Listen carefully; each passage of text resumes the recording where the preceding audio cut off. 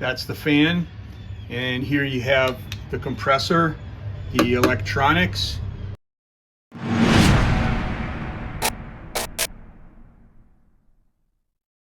Greetings, thanks for joining me again today on this YouTube channel. Today what I have is a GE, I think it's a 40 pint, it might be a 50 pint dehumidifier that I had purchased on Amazon a little over 2 years ago when it stopped working. So it was just outside the warranty about a month when all of a sudden it just wouldn't collect any water whatsoever. So what was happening was the machine would turn on because the humidity sensor worked. It would try to turn on the compressor, which the compressor did run, I could hear it, but then the compressor only would stay running for about 5 minutes at the most. Then it would shut down, and then the machine would just keep running for another period of time. Then it would shut down again completely. So it did this so many times that I decided to take it apart and take a look at it, and this is what I found. And you can tell here you've got the mouse cage, they call it, that's the fan, and here you have the compressor, the electronics, and then you have a couple of copper lines, one here and then this one that I cut this piece of rubber out because I'm going to be working on that. And then you also have something of interest, and that's this right here. This is a sensor. So what this sensor is meant to do is when this pipe gets too hot, it shuts the compressor off to avoid damage. So this is of an important factor, because what I found out was that if I plug it in right now and run this compressor will get up to like about 125 degrees in just under 5 minutes, and then this will sense that and it'll shut the compressor off. Now I can pry this off of here, and I did, and so this wasn't attached to it. I ran it again, and I don't know how many minutes it was past 5, but I have a infrared sensor that I put on here, and this got up to 154 degrees on top. So then I shut it off myself, and how I did that was I pushed this back onto this pipe. It must have detected the heat, and then after it detected the heat, it shut the compressor off. So I started to wonder, what do you think might be wrong with the dehumidifier? It's got to have something to do with the compressor. It's because it's heating up. So is it possible that there isn't enough refrigerant in it? So I started looking into that, and I found a label on it right here that says that the refrigerant is R410A. High pressure refrigerant must service with R410A and equipment designed for R410A. So as I started looking that up on the internet, I started to find out some things I really didn't want to know. What I found out was R410A, at least this is what it kind of seems it's happening, is being phased out for some reason. And R410A refrigerant is a blend of different things that make it R410A. So they want to do away with that and use different refrigerants, like I think maybe R32, and then there's some other numbers out there, I think R154 and 152. So I'm not a HVAC guy, you know, I'm just a do-it-yourselfer. And so I started to look for a can of R410A and a valve on it, and then also a gauge that I could hook up to this and then put some in the compressor to see if that's what the problem was, and then maybe fix it. Well, then you also got to wonder, well, why did it leak out, you know? Well, they make some types of sealants for these kinds of machines, for compressors and things, that will seal a small tiny pinhole leak. I was going to try to find something for that too, but anyway, here's what's going on right now with it. So the bottle of R410A that I was going to get is $140, and that doesn't include a bullet valve. Now, what's a bullet valve? This is a bullet valve. I'm going to show that to you.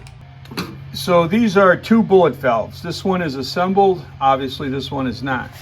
Now if you look really close, right there, you can see what looks like a piercing needle or the end of a nail. The way this works is that you are given a Allen wrench, and you take the Allen wrench, and this is on a screw, and you move this so that this piercing needle there is backed off. Then you put this on one of the pipes from the compressor, a certain pipe. Then after you put it on, you put the back on here, and then you use one of these or both of these shims to fit the pipe that you're using. And I'm going to kind of demonstrate that for you in a minute. And this is kind of what it looks like after it's installed. It has this cap on it that you can take off, that you can remove to put the fluid in, and then you can also put the cap back on again to keep any fluid from escaping if the needle was open. So this might not be the easiest thing for me to do with the camera because it's kind of right in there. It's maybe going to be hard to show you exactly what I'm going to be doing here, but I'm going to try. So this particular line comes off of the top of the compressor. This is the high pressure line. This high pressure line can produce so much pressure that if you took one of these bullet valves and put it on there and then connected your can of refrigerant to it, it's possible that it could pump whatever oil, that's what the refrigerant is like an oil, it could pump it into the can and explode the can. So you don't want to put it on the high side. You want to put it on the low side, and you can see this pipe here actually goes over and around and then down to the bottom. It's right here at the bottom. So this is the suction line. It's going to pull that refrigerant through there, put it into compression, and then push it back out through here into your coils. So I want to put this bullet valve on the suction side or the low pressure side. So the first thing I have to do here is I have to get that little needle to be backed off so that it's not going to puncture that tube when I go ahead and tighten it up. So it has a little rubberized O-ring in it, and that's going to keep the refrigerant from leaking out. Now with this valve open like that, backed all the way off, you wouldn't obviously do that while this is connected and this cap's not on there, because it'll let all the refrigerant out. So this cap also has a rubber O-ring in it, and that keeps the refrigerant from coming out of the bullet valve. So this is how this is going to work. I'm going to try to get this onto here. Now this cut in here, this half moon shape, is way too big to fit properly on there without some kind of support. And what they give you are 2 shims, and each shim has a little nipple on the bottom, and then the inside of the shim there's actually a little indentation or a hole. So I'm going to take this first shim and I'm going to put it on my pipe, and I can see that it's way too loose, so that is not going to be the shim that I'm going to use. Then I can tell you that this smallest shim fits on there perfectly. That's the size of that pipe.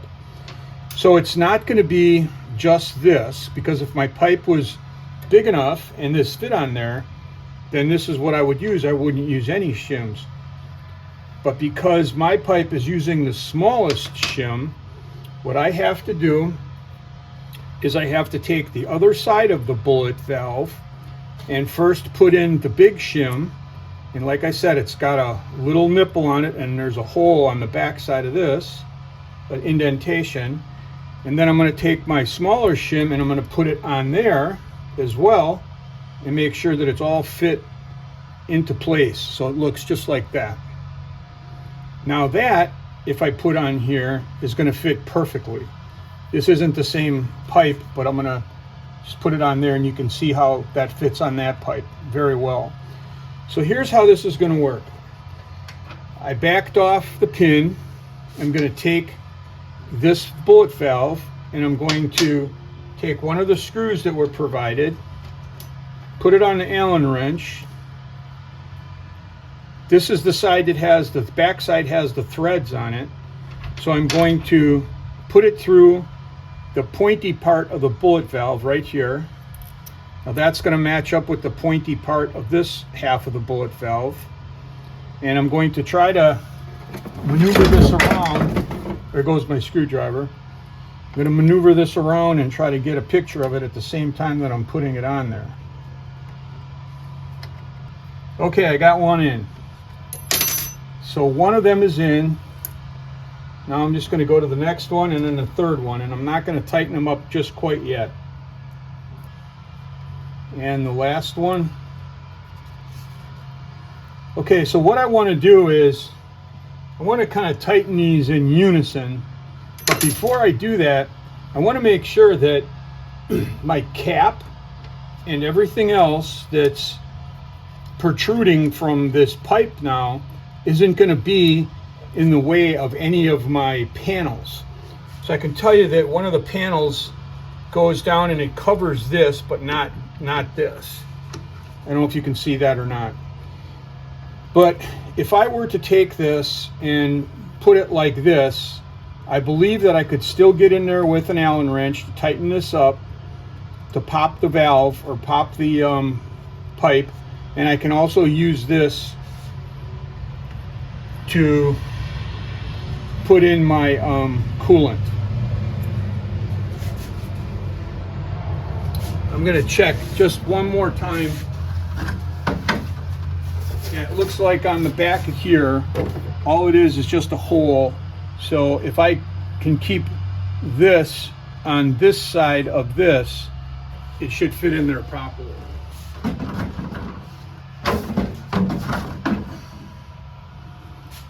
So having said that, I'm just going to make sure that this is going to fit in here, and it does. So now what I want to do is I want to start tightening these up in unison. So one here, then this other one over here, and vice versa. Keep going with it until I get enough pressure on here that it is tight. And I'm going to go look for a different Allen wrench to see if I can make this work with something else. Okay, my particular Allen wrench that I'm going to use is this 3mm, which is quite long, and it's going to work just fine for doing exactly what I'm trying to do here. Tighten these up a little bit at a time, switching back and forth over just like I would be if I was tightening a wheel on a car. And now I see I'm running into a little problem with this bottom one here. There we go. Make sure I can still get this one. Okay, so these are being tightened to the point where I don't think there's any more room to tighten them, because the actual bullet valve is being closed. So this part is on this part tight, and you really can't tighten it up very much more than that. Now, in this present condition, I haven't pierced it yet, so I should be able to take this off and no liquid will be coming out because it hasn't been pierced. This is the actual place where you're going to fill this system back up. So in this case, before it's pierced, I want to put this on here tight. Then I'm going to take and go like this and run that piercing pin all the way into the copper, and once I do, then this is going to be pierced, and because this is all the way in, it's going to be shut off. So if I were to want to fill it, I would leave it all the way in, then I would take this off, put my gas on there, and then after my gas was on there, then I would back this off, and then the gas would make contact with this. It would be able to move out and in and from the can. But right now I'm just going to leave it like that, because my plan is to take this to my HVAC guy who has some R410A, and he is going to take his gauge and put it on here, see how much is in there, and put a little more in if it's a little bit low. I'll save this piercing of this copper tube here until I get over to his house and we try to do this again here. Well, it's been about a week and a half, almost 2 weeks, since I took the dehumidifier in to a friend of mine, and he was able to put the R410A refrigerant in it. Very low reading at first, very few pounds of liquid in there, actually gas, and we ended up running it, filling it, running it, and filling it, and finally here it is. It's running right now. I'm going to pull the drawer out of the bottom and see if we got water in it. I've emptied this thing about 4 or 5 times already. Yeah, and again, there's water in it. So once it fills up, I'll empty it back out, but mission accomplished. I was going to throw this thing in the recycling and just let it be, but you know, with just a little bit of effort and having someone that was able to fill it back up, brought it back to life again. For how long, I don't know, because I'm sure it came out because there's a leak in it. The gas came out, so we'll have to see how long it lasts. God bless and be safe.